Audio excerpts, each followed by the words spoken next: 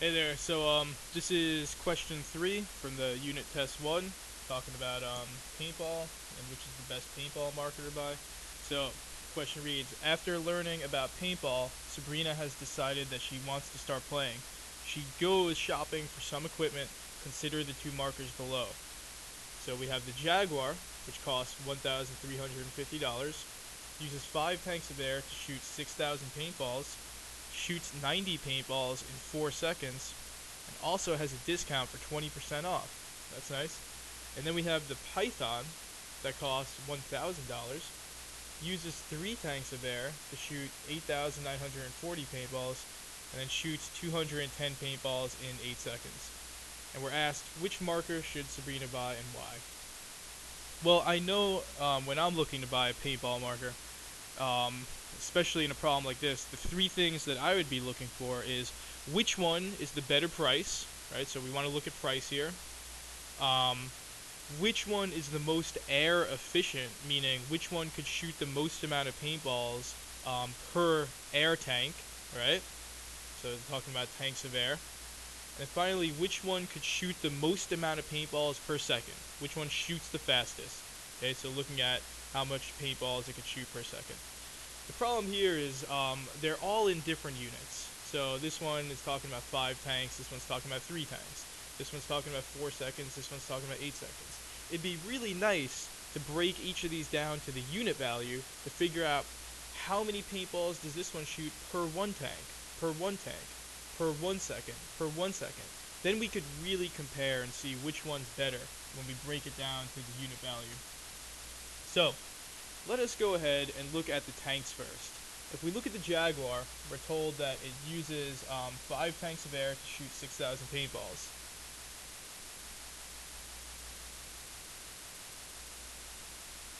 I want to find how much it shoots per tank, so for 1 tank. If I divide 5 by itself, that's going to give me 1 tank. Proportionally, if I divide 6,000, that will give me 1,200 paintballs. So for 1 tank, this paintball marker shoots 1,200 paintballs. Now let's take a look at the Python. There's 3 tanks. This one could shoot 8,940 paintballs. I wonder how many it will shoot for 1 tank. So if we divide 3 by itself, it's going to give us 1. Proportionally, we'll also divide the amount of paintballs.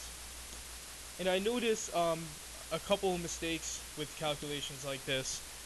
This says right here 8,940 divided by 3. Okay, it's not 3 divided by 8,940.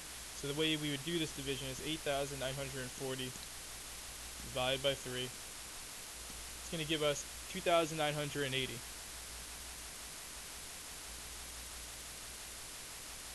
So now looking at this information, we can see pretty clearly what the best choice would be if we're looking at air efficiency. Which one could shoot the most per tank of air? This one shoots 1,200. This one shoots 2,980. Wow, this one is clearly the best option if you're talking about how many paintballs it could shoot per tank. And then if you even want to take it a step further to help you with your argument, you might want to know how many more paintballs can the Python shoot per tank than the Jaguar. So how many more? Well, if you take 2,980 and you subtract 1,200, the amount that the Jaguar shoots, we can see that the Python can shoot 1,780 more paintballs per tank than the Jaguar. That's nice to know. So there are other specs that we could talk about here, such as the prices. Okay, we want to know what 20% off is going to give us, and then we could also talk about which one shoots the most amount of paintballs per second. So for that segment of the problem, I'm going to turn to some student work to look at what a particular student did to figure that out. So here's the student's work. Okay, he separates it, the Jaguar and the Python. Right, it's very organized. And you can see that he did the same thing that we did before. Alright, so he found his unit value here, okay, dividing by 5. And now I think the first thing I'd like to draw your attention to is why don't we talk about this? He's talking about paintballs per second. So the Jaguar shoots 90 paintballs for every 4 seconds. Okay, he's got this information from here. He fills it into his table. Now, the way that he figured out how many paintballs it shoots per second is similar to what we did for the tanks of air. He divides this by 4, and if you divide 90 by 4, you get 22.5. Now, I made a little note here. I put this little approximately symbol. He rounded this to 22, but what it actually rounds to is 23 if you want to round it to a whole number, because we can't have half of a paintball. So you would call that approximately 23 paintballs. And then for the Python, again, he has the same thing that we have for one tank of air, 2,980. And then similarly, you can see the calculation here. The Python for every 8 seconds shoots 200 and I believe 16. Is that right? I'm sorry, 210 paintballs in every 8 seconds. Okay, so you can see here he does his division, and now he's got some really useful information. He's got this to look at, then he's also got this to compare it to. All right. So for every 1 second, this one shoots 22.5. For every 1 second, this one shoots 26.25. Clearly, this is the better option. You're able to shoot more paintballs with this one than the Jaguar. And in his argument, I believe he's a little bit more specific. He talks about, according to his calculations, how much more. And then, I'll draw your attention to this. He did some calculations here for the cost. So originally, the Jaguar cost $1,350. And then this student, saw that there was this 20% discount. Okay, so he knew that he was getting 20% off.